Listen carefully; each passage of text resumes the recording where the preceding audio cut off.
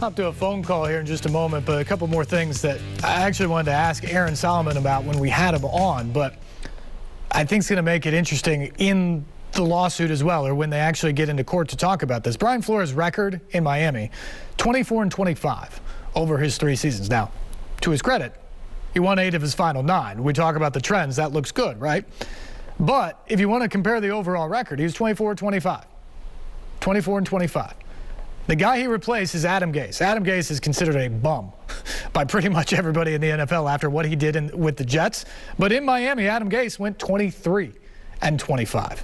He got the exact same amount, and the only difference is that Flores won the extra game, the Week 18 game that was instituted this year, and both of them got fired. That's the exact same body of work. They both got fired in the exact same amount of time. So that's going to be another interesting thing that he's going to have to deal with. And also, he got the chance with the Broncos back in 2019, which sort of put his name out there. He says it was a sham interview, but it got his name out there, which then led the next season for the interview in Miami. That is part of how the Rooney Rule is set into place, is to get guys in the room, maybe not to get that job that year, but to raise their profile to get the next job or the job after that. And in Flores' case, it appeared to work that time, although it doesn't appear he thinks so. Back to the phones we go. We go to Kevin. Kevin, we got about a minute here, but I want to hear what you have to say. I can be very quick. The only thing I can take away from that Aron Solomon interview is one thing, that Brian Flores will never work in the NFL again. But I'm going to leave that alone because you all know that way better than me. It's way above my football IQ. As far as the GOAT, the best player I've ever seen in my life is Walter Payton.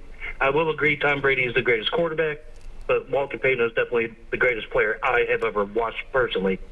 Notes on the Cincinnati Bengals. Had it not been for a 2-point missed conversion by the Tennessee Titans and failed to go for 3 at the end of the first half of the game against Kansas City, they probably wouldn't be going to the Super Bowl. Finally, what I'm going to say is that I've always enjoyed speaking to you this season. I think you're a very talented man. You're a smart man.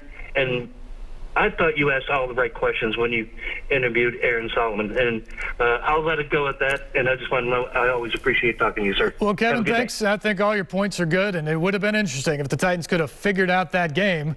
What would have happened against Kansas City, obviously. And with Aron Solomon, I appreciate the compliment there. I don't know if I asked them all. I wish I had more questions, honestly, more time to ask him, because I think it's sticky. And I think this entire conversation is sticky when you get into some of the things that we talk about. But we have to have the conversation. We have to have the conversation, come from a good place and understand on both sides and try to reach the ultimate result. And now for the NFL, that result is going to come probably in a courtroom. Back after this.